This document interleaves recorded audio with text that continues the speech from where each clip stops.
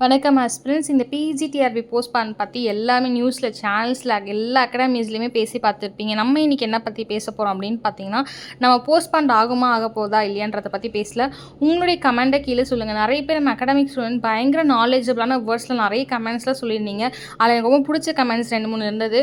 So ma'am ஆக்சுவலாக வந்துட்டு அவங்க ரொம்ப அழகாக சொல்லியிருந்தாங்க. என்ன அப்படின்னு பார்த்தீங்கன்னா, இப்போ எலெக்ஷன் வரப்போகுது. ஸோ அதனால் இவங்க கண்டக்ட் பண்ணுறாங்க. இன்கேஸ் வந்து 3 வீக்ஸ் தள்ளாங்கன்னா ஆல்மோஸ்ட் டிசம்பர் நவம்பரில் எக்ஸாம் வச்சா நம்ம ஃபெப்லலாம் வந்துட்டு நமக்கு வந்து ரிசல்ட் விட மாட்டாங்க அப்படின்ற மாதிரி சொல்லியிருந்தாங்க. எனக்கு என்ன ஒரு வருத்தம்னா, டிஎன்பிசி அப்படின்னும் போது கூட மேபி எக்ஸாம் முடிஞ்சதுக்கப்புறம் இதெல்லாம் தப்பு கரெக்ட் அப்படின்னு சொல்லிட்டு கேஸ் போடுவாங்க கொஸ்டின் வச்சு. ஆனால் நம்ம டிஆர்பி வந்து 4 to 5 இயர்ஸ் ஆச்சு எக்ஸாம் வச்சு நம்ம ரொம்ப ரொம்ப ஹாப்பியாக இருந்தோம் ஆக்சுவலாக நோட்டிஃபிகேஷன் வரும்போது. ஸோ இப்போ டிலே பண்ணாங்கன்னா மீண்டும் வைப்பாங்களா எலெக்ஷன் முடிஞ்சதுக்கப்புறம் அப்படின்றத எனக்கு ஒரு கொஸ்டின் ஒரு வருத்தமாக இருக்குது. ஸோ உங்களுடைய கமெண்ட்ஸ் வந்து கீழே வந்து கமெண்ட் பண்ணுங்கள். நல்ல கமெண்ட் தான் நான் பின் பண்ணுறேன். தேங்க்யூ எஸ்பென்ஸ். நம்பிக்கை விடாதீங்க, படிச்சுட்டே இருங்க. Tata bye by.